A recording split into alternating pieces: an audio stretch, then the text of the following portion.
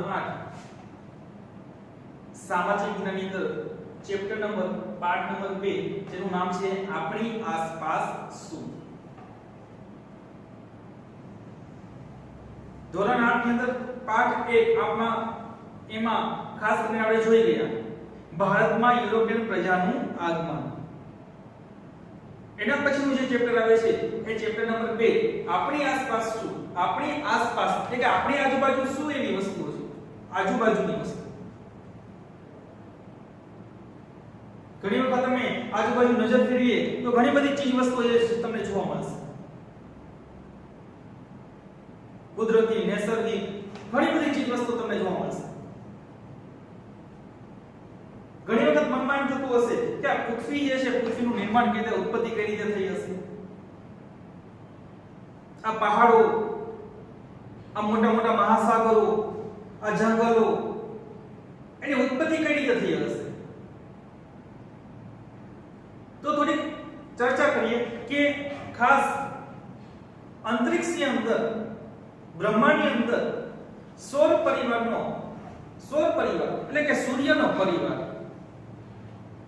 સૌર પરિવાર એટલે કે સૂર્યનો પરિવાર, જેમાં પૃથ્વીનો સમાવેશ થાય છે. જે આપણે જે રહીએ છીએ એ પૃથ્વીનો સમાવેશ થાય છે. પણ પૃથ્વીની ઉત્પત્તિ કેવી રીતે થઈ હશે? સૌર પરિવારમાં માત્ર ને માત્ર જીવન જીવવા માટે જો શક્ય હોય તે પૃથ્વી છે. જ્યાં સજીવ સૃષ્ટિ વ્યાપી હોય તે પૃથ્વી છે.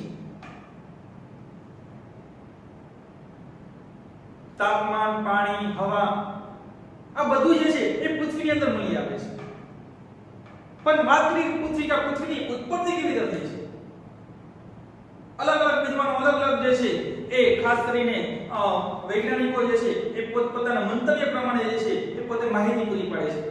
કહેવાય છે કે આશરે 4.5 અબજ કરોડ વર્ષ પહેલા એવું માનવામાં આવે છે કે આશરે 4.5 કરોડ અબજ વર્ષ પહેલા જે છે આપણી પૃથ્વી જે છે એ સૂર્યમાંથી અલગ પડી.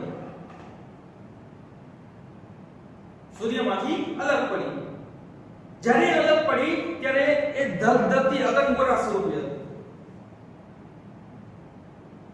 અને અંતરિક્ષની અંદર હજારો કિલોમીટર સુધી જે છે એ દૂર ફેલાયું અને કાળક્રમે ધીમે ધીમે એ ઠંડી પડવા લાગી. એ ઠંડી પડતા જ એની અંદર અલગ અલગ 4 આવરણો અસ્તિત્વમાં આવ્યા. 4 આવરણો અસ્તિત્વમાં આવ્યા પૃથ્વીની અંદર. પૃથ્વીની જે ઉત્પત્તિ જે છે એ સૂર્યમાંથી નાનો એવો પિંડ અગનગોળા ધગધગતો એ અગનગોળા એ અંતરિક્ષની અંદર ક્યાંય કિલોમીટર, હજારો કિલોમીટર સુધી જે છે દૂર સુધી ફેલાયો અને સૂર્યથી અલગ પડી ગયો.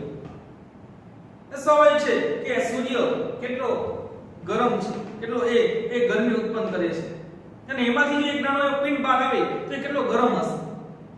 આજે જો વાત કરીએ તો હાલની પરિસ્થિતિમાં જોઈએ તો આપણી પૃથ્વી જે છે કેટલી ગરમ છે કે આપણે જે મમ્મી જે છે એ કિચનની અંદર જે થોડું દૂધ મિલ્ક જે છે ગરમ કરે છે એમાં જે તળ જામી જાય છે એટલી જ ઠંડી પડી છે. બાકીનો બીજો બધો ભાગ એકદમ ગરમ છે, હજી ધગધગતો છે.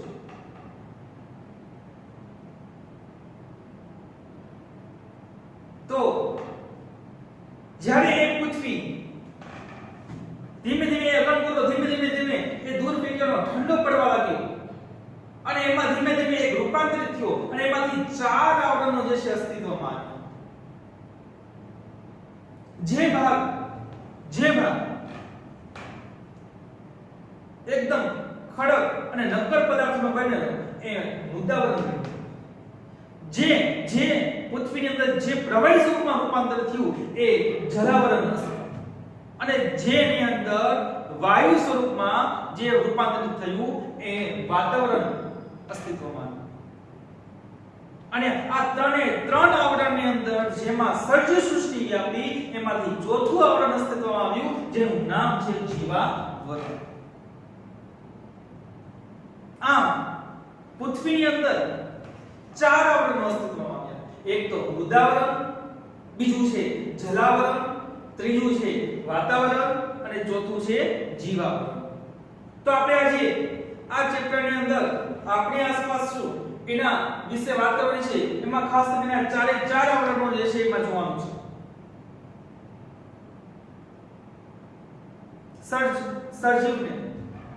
સજીવ સૃષ્ટિને રહેવા માટે, પાણી પીવા માટે, ઓક્સિજન વાયુ લેવા માટે માત્ર ને માત્ર એક જ કે પૃથ્વી. હવે આપણે જોવાનું છે મૃદાવરણ. મૃદાવરણ જો એક થોડું સાંભળશો તો થોડું કેવું લાગશે. મૃદાવરણો. મૃદાવરણનો અર્થ છે તેને ડિવાઈડ કરીએ તો મૃદ. મૃદ એટલે માટી. આવરણ.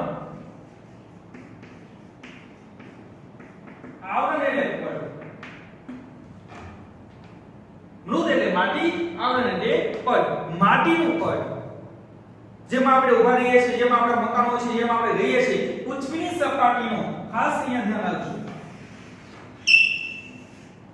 આ પૃથ્વી છે, એ પૃથ્વીની બરોબર સપાટી જે છે,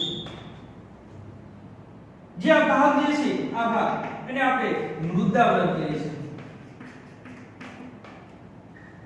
પૃથ્વીની સપાટીથી જમીન વિસ્તારનો થોડોક નીચાણવાળો ભાગ જે છે જેને આપણે જલાવરણ કહીએ છીએ. પૃથ્વીની સપાટીથી જમીન વિસ્તારથી આશરે 800 થી 1000 કિલોમીટર સુધી વિસ્તરેલા આવરણને આપણે વાતાવરણ કહીએ છીએ. અને આ ત્રણે ત્રણ ની અંદર જેમાં સજીવ સૃષ્ટિ જે વ્યાપી, જેને આપણે જીવાવરણ તરીકે ઓળખીએ છીએ. જીવાવરણ આજે પૃથ્વીની બરોબર જે જમીન વિસ્તારનો જે છે એનો આખો ખડક જે છે એ નક્કર અને ખૂબ જ મજબૂત એવો હોવાને કારણે એને આપણે ઘણી વખત ઘનાવરણ કે શિલાવરણ તરીકે પણ ઓળખવામાં આવે છે. ઘનાવરણ કે શિલાવરણ તરીકે પણ ઓળખવામાં આવે છે. પણ આખી પૃથ્વી પર ખાસ કરીને ભૂમિ વિસ્તાર જો હોય ને તો એ મૃદાવરણ જે છે આશરે 29% જે છે ભાગ જે છે રોકે છે. કેટલા ટકા? તો 29% ભાગ જે છે એ ભૂમિ એટલે કે મૃદાવરણ જે છે રોકે છે. મૃદ એટલે માટી, આવરણ એટલે પડ. માટીનું પડ.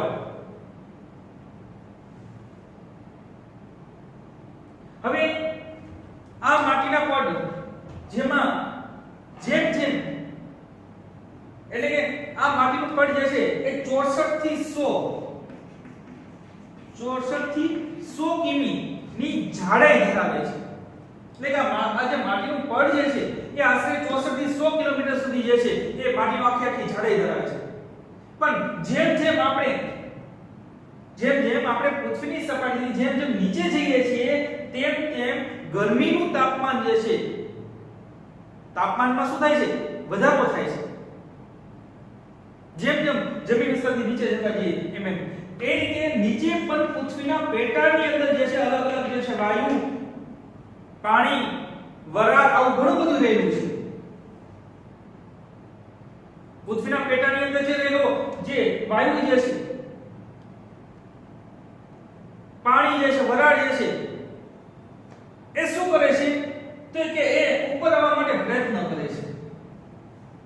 એ રીતે પૃથ્વીની સપાટી જે છે નીચે આવવા માટે જે છે એ નીચે આવવા માટે પ્રયત્ન કરે છે. આ બંને જે છે વિરોધોગર છે.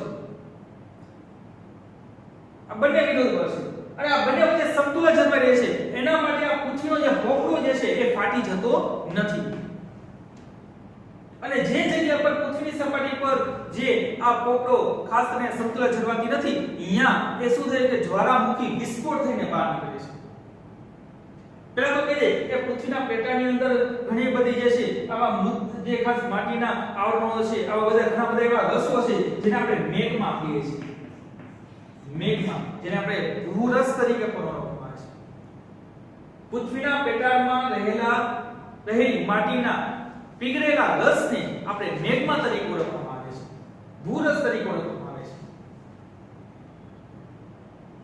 એટલે કે મૃદાવરણ જે છે એ આખે આખું માટીનું પડ છે.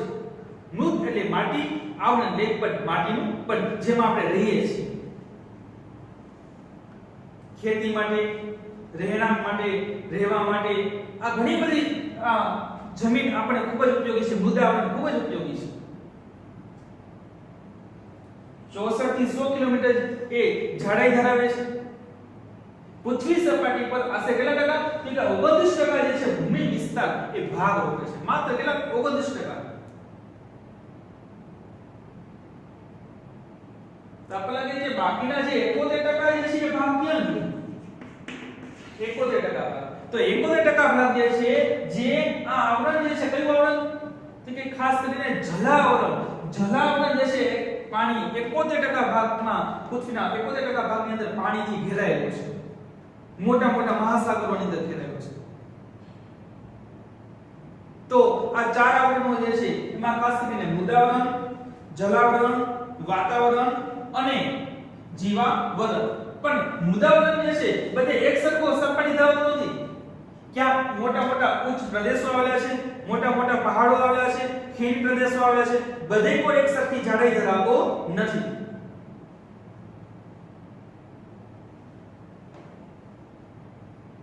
તો મૃદાવરણ એ આપણા પૃથ્વી સપાટી પર એટલે કે પૃથ્વી પર 29% ભાગ રોકે છે. એની જાડાઈ 64 થી 100 કિલોમીટર સુધીની હોય છે. એ જાડાઈ ધરાવે છે. એની ઉપયોગિતા ખાસ કરીને રહેવા માટે, ખેતી કરવા માટે એ ખૂબ જ ઉપયોગી છે. અને પૃથ્વીના પેટાની અંદર પણ એવા ઘણા બધા ખનિજો જે મળી આવે છે એ ખૂબ જ ઉપયોગી હોય છે. તો પૃથ્વીના પેટામાં રહેલા જે મેગ્મા જે છે, મેગ્મા જેને આપણે ભૂરસ કહેવામાં આવે છે, એમાં ઘણી વખત જ્યારે મેગ્મા જ્યારે જે પૃથ્વીની સપાટી અને પૃથ્વીના પેટામાં રહેલો જે મેગ્મા જે છે આ બંને વચ્ચે જે સમતોલ જળવાતીને જ્યારે જ્વાળામુખી વિસ્ફોટ થાય છે અને એમાંથી જે માટી નીકળે છે, જે લાવા નીકળે છે, આપણે જ્વાળામુખી તરીકે ઓળખીએ છીએ જે લાવા, એ લાવાની માટી ખૂબ જ કિંમતી અને ફળદ્રુપ હોય છે. જેમાં લાપીડી નામની માટી જે છે ખૂબ જ ફળદ્રુપ હોય છે.